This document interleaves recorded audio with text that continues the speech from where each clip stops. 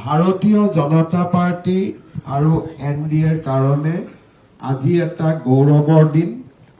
একেৰাহে 3 বাৰকৈ চৰকাৰ গঠন কৰাৰ এক বিৰল সন্মানৰ আমি অধিकारी হৈছো। बीजेपी का कार्यकर्ता हम हमारे पूरे ये चुनाव प्रक्रिया को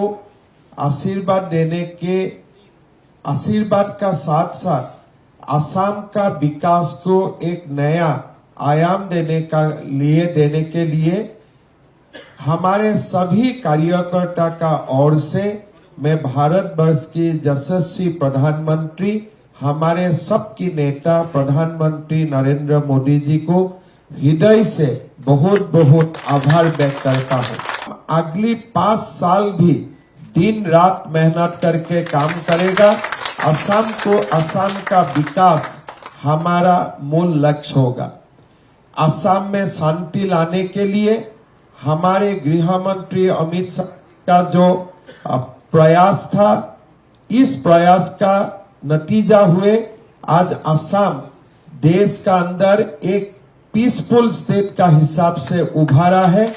मैं सम्मानीय गृह मंत्री जी को बहुत बहुत धन्यवाद देता हूं।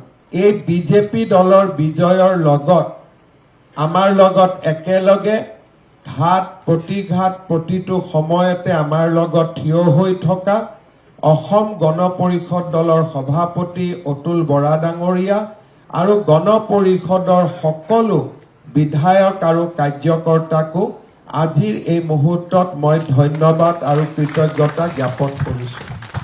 বডোলেণ্ড পিপলছ ফ্ৰণ্ট আৰু বডোলেণ্ড পিপলছ ফ্ৰণ্টৰ সভাপতি বিটিচিৰ মুৰব্বী হাগ্ৰামা মহিলাৰী ডাঙৰীয়াকো তেখেতৰ সমৰ্থনৰ বাবে আমাৰ প্ৰতি দেখুওৱা সমৰ্থনৰ বাবে মই বহুত বহুত ধন্যবাদ জনাইছো। মন্ত্ৰীসভাই তৃতীয়বাৰৰ বাবে শপত গ্ৰহণ কৰিব।